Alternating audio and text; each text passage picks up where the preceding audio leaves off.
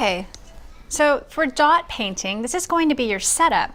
You have your paper, and we like to use cardstock because it's a little bit, has a little bit more weight to it, but just white printer paper would work also, or even white construction paper, or if you have some kind of light colored paper, that would also be fine.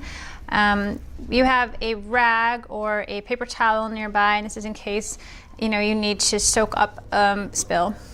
We have a container full of Q-tips, and then over here we have a ice cube tray that has some liquid watercolor squeezed into it. This is the whole setup, super inviting, and when your child sits down, they can see right away that they can take these Q-tips and they can start using them on the paper.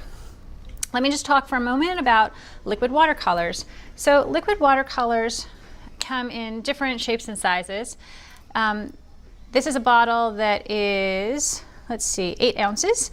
It's non-toxic, and it is essentially, you can see, a very watery watercolor. There's also smaller containers of liquid watercolors, and I'm just going to squeeze some out so you can just see the consistency of it. Let me find a color that I don't have on here yet.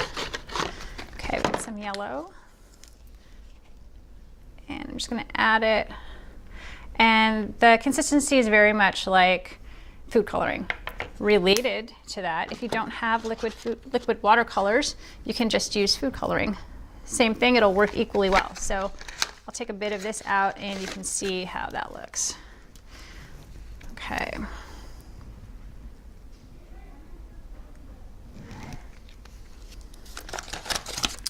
And we'll add Q-tip to the yellow and a Q-tip to the red. Okay, so here's our invitation. All right, and why don't we start with, you can see that we're calling this dot painting because we're using Q-tips and they naturally make dots, but you know what?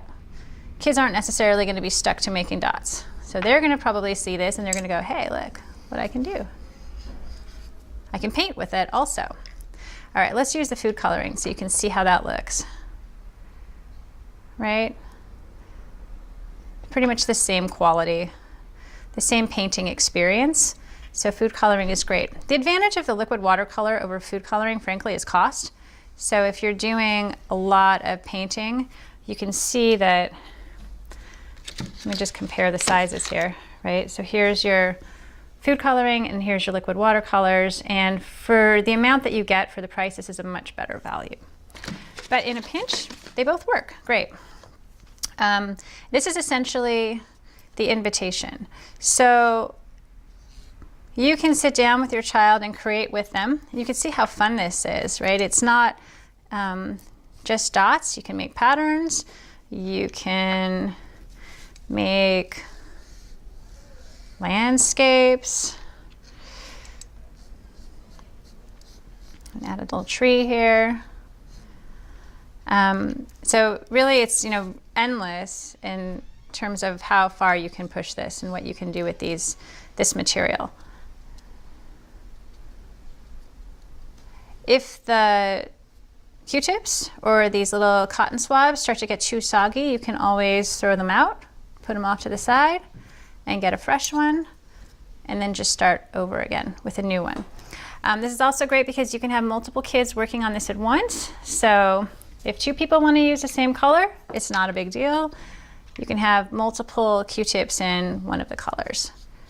Okay, so this is the idea of dot painting. Well, that's kind of cool. You can see right here how the colors kind of blended together. We've got the yellow and the pink mixing together. And I can be intentional about that and formally mix those together. It's kind of pretty. You can see the layering of the colors. So what I'm doing here is I'm experimenting, and if you're sitting down with your child to do this, feel free to experiment alongside them and play, and they'll see how much fun you're having, and it'll definitely heighten the experience for them.